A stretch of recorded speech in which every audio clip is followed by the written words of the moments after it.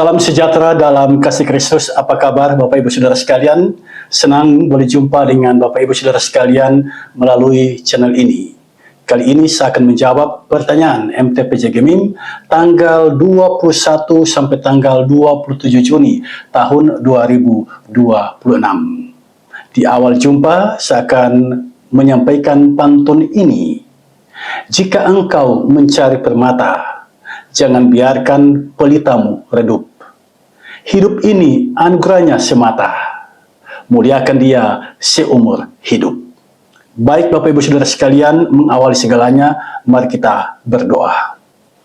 Ya Bapa Surgawi, tuntun kami semua dengan hikmat-Mu, agar kami mengerti firman-Mu dan dapat melaksanakannya.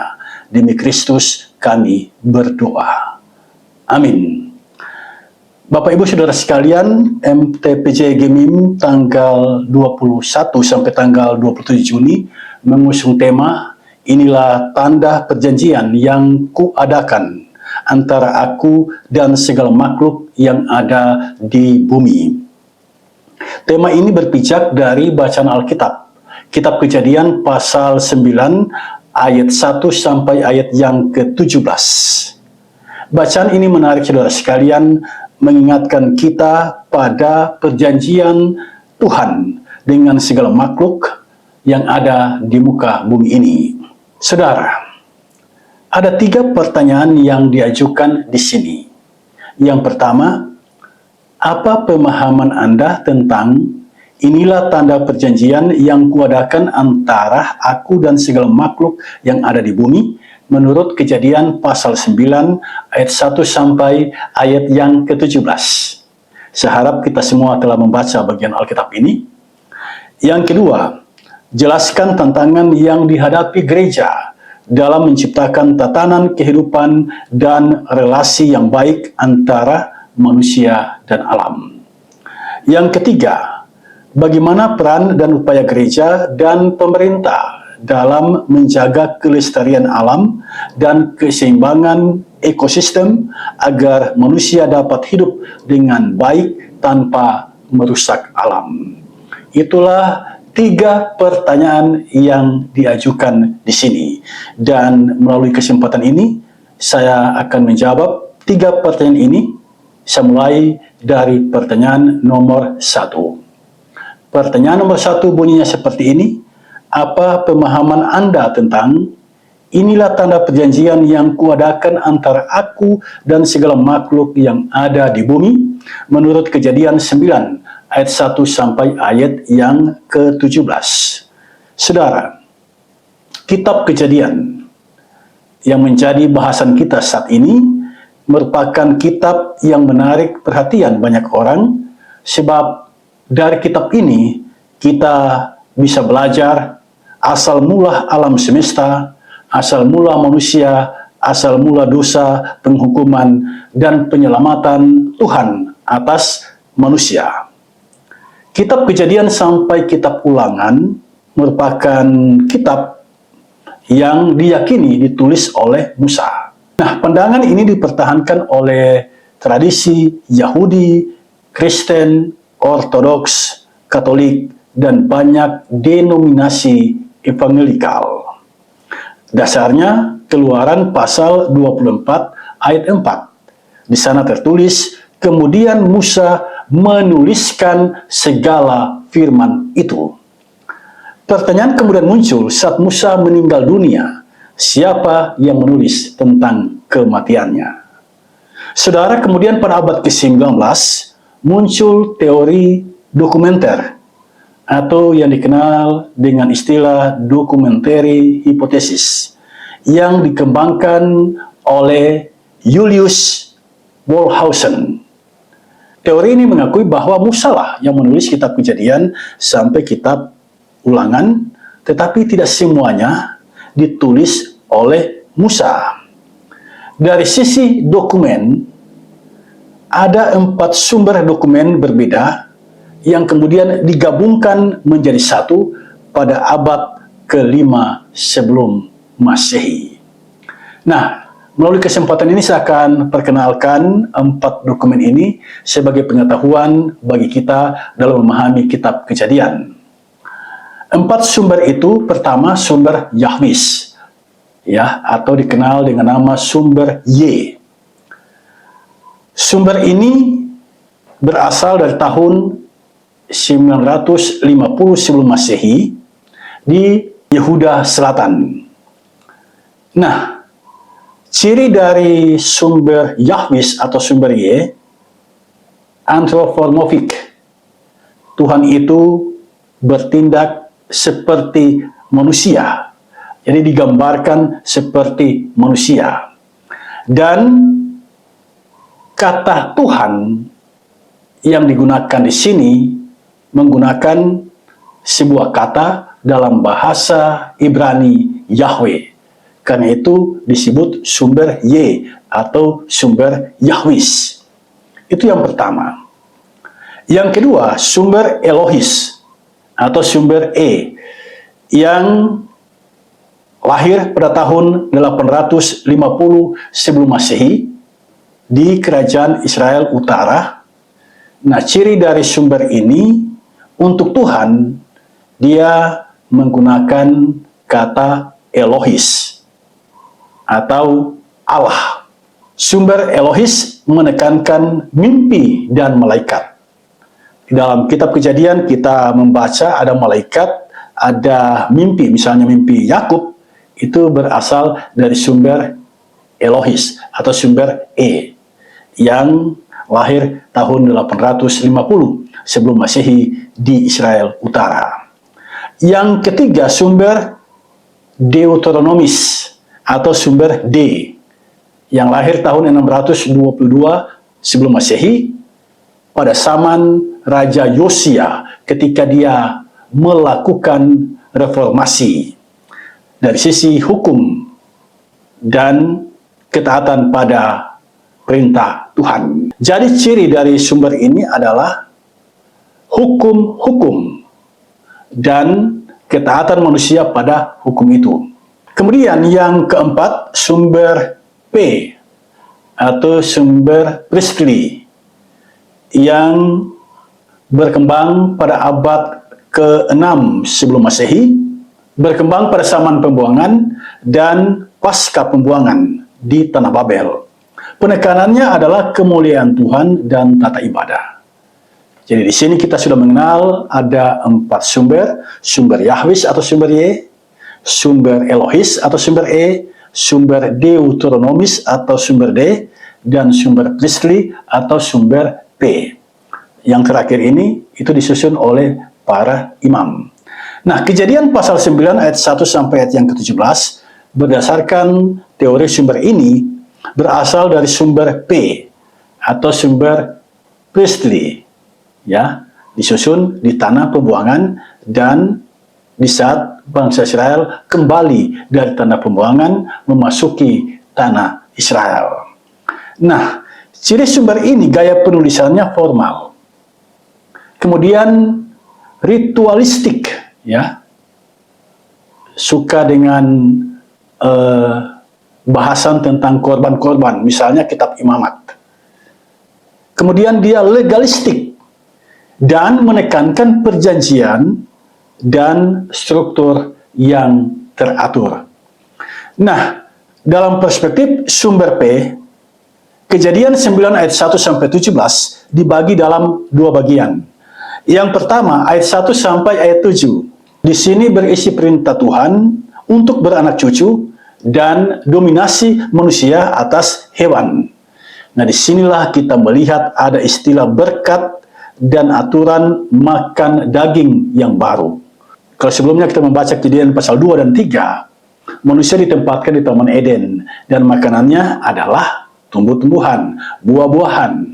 Tetapi di sini dalam kitab Kejadian pasal 9 kita membaca adanya aturan makan daging yang baru. Nah, dari sumber P, tata kehidupan dan soal makan minum itu diatur. Yang kedua, ayat 8 sampai ayat yang ke-17 berisi perjanjian Tuhan dengan Nuh dan pelangi sebagai tandanya. Di sini kata perjanjian diulang-ulang. Strukturnya jelas, Tuhan berbicara, Tuhan menetapkan pelangi sebagai tanda perjanjian. Perjanjian ini bersifat universal. Nah, tema MTPJ inilah tanda perjanjian yang kuadakan antara aku dan segala makhluk yang ada di bumi. Itu kita temukan dalam ayat 12 dan ayat 19 dari kitab Kejadian pasal 9. Di sini kita diminta untuk memaparkan apa yang kita pahami tentang tema ini. Saudara, yang saya pahami dari tema ini, pertama, tema ini merupakan kutipan dari sabda Tuhan Allah yang disampaikan kepada Nuh dalam kitab Kejadian pasal 9 ayat 17. Di sini Tuhan berbicara kepada Nuh dan Nuh mendengar apa yang dikatakan oleh Tuhan. Ini adalah gambaran relasi yang akrab antara manusia dan Tuhan. Tuhan bersabda, manusia mendengar, dan tidak hanya mendengar, manusia melaksanakan apa yang Tuhan katakan. Relasi yang akrab diciptakan oleh Tuhan. Nuh diminta untuk mendengar apa yang dikatakan oleh Tuhan dan mentaatinya. Yang kedua, dalam perjanjian itu Tuhan menetapkan tanda perjanjian. Nah, apa tanda itu? Dalam ayat 13 jelas, busur Tuhan, itulah tandanya. Yang dalam konteks kita sekarang, yang kita lihat busur di langit itu namanya pelangi. Nah, tanda ini menjadi pengingat bagi manusia. Menjadi pengingat bagi saudara dan saya. Ketika saudara melihat ada pelangi di langit, itu menjadi pengingat bagi kita bahwa dulu Tuhan pernah memusnahkan manusia dan semua yang bernyawa di muka bumi ini dengan air bah. Dengan adanya pelangi, kita diingatkan betapa Tuhan itu mengasihi manusia. Sehingga tidak semuanya dimusnahkan, tetapi ada yang disisakan, yaitu Nuh dan keluarganya, dan binatang-binatang yang dimuat di dalam kapal Nuh, berpasang-pasangan agar berkembang biak. Jadi di balik penghukuman Tuhan, ada kasih sayang Tuhan. Di balik penghukuman Tuhan, ada kasih setia Tuhan. Di balik penghukuman Tuhan, ada pemeliharaan Tuhan. Dan setelah Tuhan menghukum, Dia berjanji, Dia tidak akan memusnahkan bumi lagi dengan air bah. Dan agar semua manusia ingat tentang janjinya itu, Tuhan memberikan tanda, yaitu pelangi. Kapan pelangi itu muncul di atas langit? Ketika ada gerimis hujan. Jadi manusia diingatkan bahwa walaupun ada hujan, Tuhan tidak akan menghukum bumi dengan air bah. Persoalan kita sekarang, ketika ada hujan, terjadi bencana di mana-mana. Pertanyaan di sini adalah, ini ulah siapa? Atau apa sesungguhnya yang menjadi pemicu atau menjadi penyebab terjadi kerusakan di sana-sini.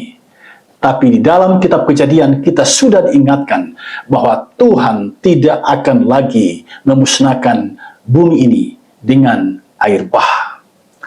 Jadi tanda ini menjadi pengingat bagi manusia agar manusia berbenah diri. Tanda diterjemahkan dari bahasa Ibrani ot. Arti harfiahnya tanda, keajaiban, bukti. Jadi kita melihat ada 3 arti dari kata ot, tanda, keajaiban, bukti. Jadi kehadiran pelangi itu sesungguhnya adalah tanda yang Tuhan berikan bahwa Dia pernah memusnahkan segala makhluk kecuali Nuh dan seisi kapal itu. Pelangi adalah tanda yang Tuhan berikan untuk mengingat keajaiban kasih Tuhan. Bukti betapa Dia sangat mengasihi manusia dan segala makhluk, sehingga tidak semua dimusnahkannya. Dengan melihat pelangi, kita diingatkan bahwa Tuhan tidak sampai hati menghukum manusia. dan segala makhluk yang ada di atas muka bumi ini. Karena itu, ada makhluk yang disisakannya masuk di Bahtera Nuk agar berkembang biak memenuhi bumi. Saudara, selanjutnya, kata perjanjian itu diterjemahkan dari sebuah kata dalam bahasa Ibrani berit. Arti harfiahnya perjanjian, kesepakatan. Bicara perjanjian itu kesepakatan dua belah pihak. Tetapi dalam konteks Kejadian 9, perjanjian itu diadakan oleh Tuhan dan Tuhan sendiri yang menetapkannya. Mengapa? Karena dialah pemelihara kehidupan. Dia tahu yang terbaik bagi manusia dan segala makhluk. Jadi perjanjian itu sesungguhnya didasarkan bukan dengan perbuatan manusia, tetapi didasarkan atas kasih setia Tuhan. Tuhan yang tetap mengasihi manusia. Tuhan yang tidak pernah berubah dalam kasih-Nya. Perjanjian itu Tuhan yang tetapkan demi kebaikan manusia. Yang ketiga, perjanjian itu bersifat universal, berlaku bagi segala makhluk. Itu yang kita baca dalam ayat 17 dari Kejadian pasal 9. Nah, saya meneliti kata makhluk di sini. Kata ini diterjemahkan dari bahasa Ibrani, basar. Kalau diterjemahkan secara harfiah, artinya adalah daging. Segala daging. Jadi, lebih menunjuk pada manusia dan binatang. Tapi juga kata basar dapat dipahami menunjuk kepada segala yang bernyawa. Karena itu, Alkitab berbahasa Indonesia menerjemahkannya segala makhluk. Nah, isi perjanjian jelas bahwa Tuhan tidak akan lagi memusnahkan manusia, binatang, tumbuh-tumbuhan, dan segala yang ada di bumi ini dengan air bah. Ini adalah berita sukacita bagi manusia. Ini adalah keselamatan yang diberikan kepada manusia, termasuk binatang dan tumbuh-tumbuhan. Pesannya jelas, tidak selamanya Tuhan murka. Bagi manusia, hukuman yang Tuhan berikan berada dalam bingkai kasih setia-Nya agar manusia bertobat dan kembali kepadanya. Saudara, tanda perjanjian yang Tuhan berikan yaitu pelangi, yang dalam pandangan kita begitu indah di langit. Dipelangi berbagai warna menjadi satu. Keindahan itu dapat kita lihat jika kita memelihara kehidupan yang harmonis antara manusia, binatang, dan tumbuh-tumbuhan, antara manusia dan lingkungannya. Jika Tuhan tidak lagi menghukum, maka kita sebagai manusia dipanggil untuk menjaga dan melestarikan alam ini. Itulah tiga hal yang saya pahami dari tema ini. Yang pertama, tema ini merupakan sabda Tuhan. Tuhan sendiri yang mengatakannya kepada Nuh. Yang kedua, dalam perjanjian ini, Tuhan yang menetapkan tanda perjanjian, yaitu pelangi.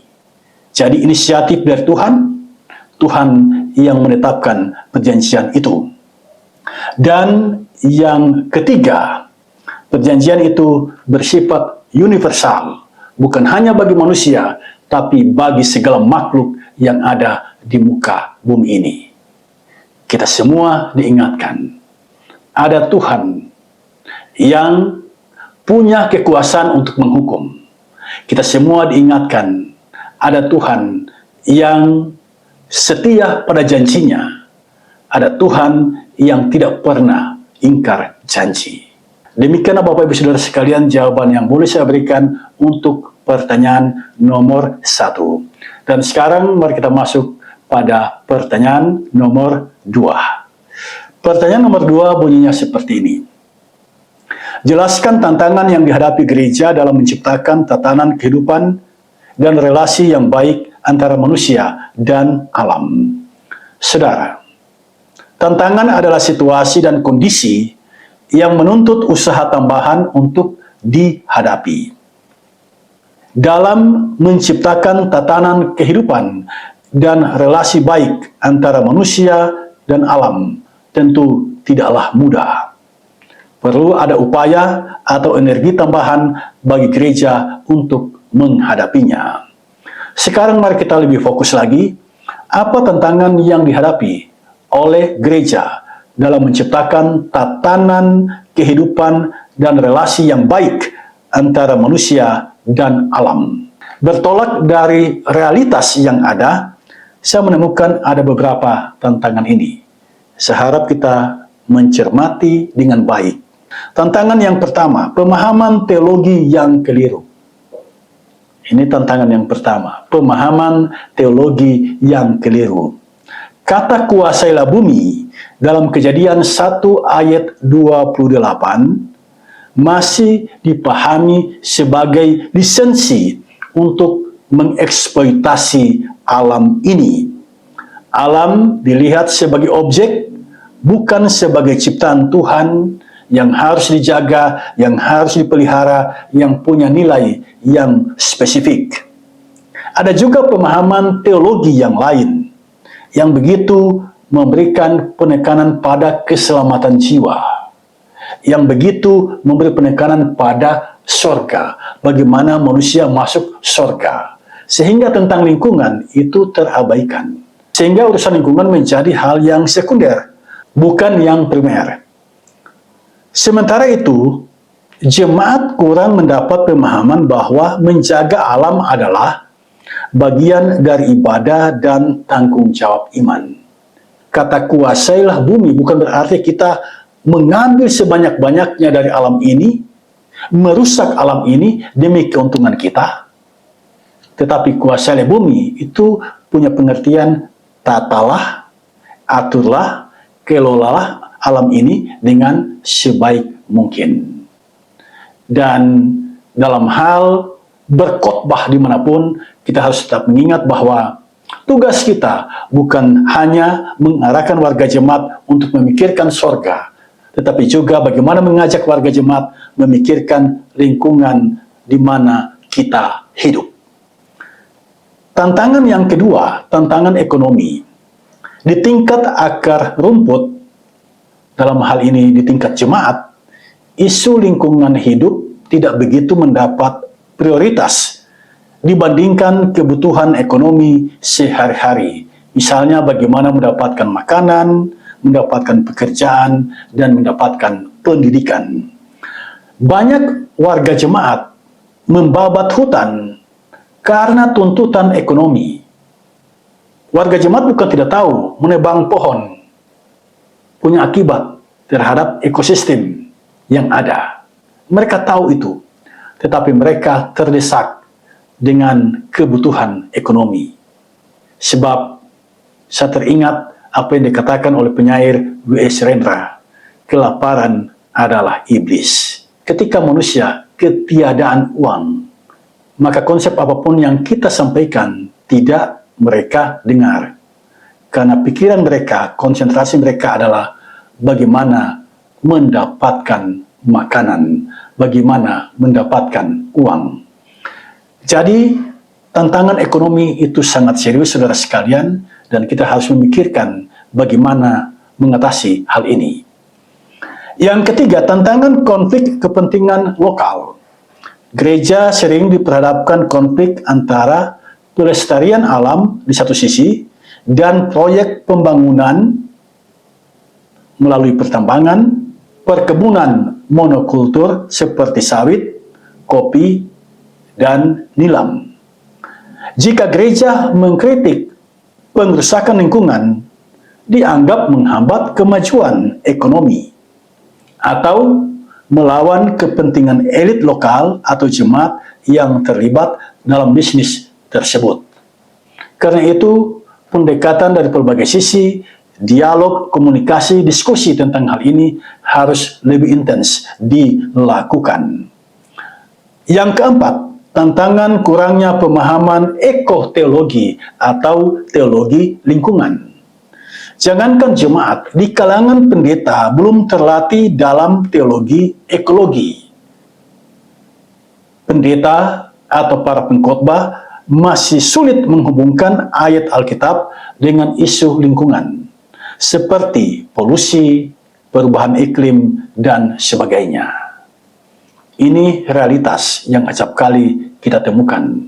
Setiap hari kita berhubungan dengan alam ini, ada yang udara tercemar, ada tanah tercemar, dan lain sebagainya. Tetapi ketika kita mendengar khotbah di gereja, acap kali kurang membicarakan tentang hal ini. Jadi tantangan di sini adalah kurangnya pemahaman ekoteologi atau teologi lingkungan. Yang kelima, tantangan psikologis. Gereja acap kali belum siap melakukan pendampingan pastoral bagi jemaat yang frustrasi, yang kecewa, marah, putus asa, berduka, dan terluka atas hilangnya hutan atau alam yang selama ini menyangga kebutuhan ekonomi mereka. Sebagai contoh, saat hutan dirusak oleh perusahaan besar dengan kekuatan uang yang mereka miliki, gereja tidak dapat berbuat apa-apa. Demikianlah Bapak Ibu Saudara sekalian, jawaban yang boleh saya berikan untuk pertanyaan nomor 2, dan Anda masih bisa menambahkan tantangan apa yang Anda temui dalam realitas kehidupanmu. Sekarang mari kita masuk pada pertanyaan yang terakhir, pertanyaan nomor 3. Pertanyaan nomor 3 bunyinya seperti ini. Bagaimana peran dan upaya gereja dan pemerintah dalam menjaga kelestarian alam dan keseimbangan ekosistem agar manusia dapat hidup dengan baik tanpa merusak alam? Saudara, pertanyaan nomor 3 ini sangat baik, sangat relevan dengan kehidupan kita. Masalah lingkungan bukan hanya masalah yang dihadapi oleh gereja. Masalah lingkungan hidup itu juga dihadapi oleh pemerintah. Karena itu sinergitas atau kerjasama antara keduanya sangat penting. Nah, bagaimana peran dan upaya gereja dan pemerintah dalam menjaga kelestarian alam dan keseimbangan ekosistem? Menurut saya adalah sebagai berikut. Yang pertama, gereja dan pemerintah. Sekali lagi, gereja dan pemerintah harus memiliki pandangan yang sama tentang alam ini. Alam jangan lagi dilihat sebagai objek yang dapat kita eksploitasi. Alam harus diperlakukan dengan baik, sebagaimana layaknya saudara kita sendiri. Yang kedua, gereja dan pemerintah bersinergi, melatih keterampilan hidup ramah lingkungan sebagai bagian dari disiplin rohani. Misalnya, melakukan daur sampah, mengadakan pupuk organik, dan menerapkan hemat energi. Yang ketiga, gereja harus bekerja sama, bersama-sama melawan ketidakadilan ekologis. Jika ada perusahaan yang besar melakukan tindakan yang tidak adil terhadap alam, gereja dan pemerintah harus bersinergi melawannya. Misalnya, jika ada perusahaan yang membuang limbah industri ke sungai atau ke laut, hal ini mesti dilawan baik oleh gereja maupun oleh pemerintah. Saudara, demikian jawaban yang boleh saya berikan melalui kesempatan ini. Anda bisa menambah berdasarkan pengetahuan ataupun pengalaman Anda selama ini.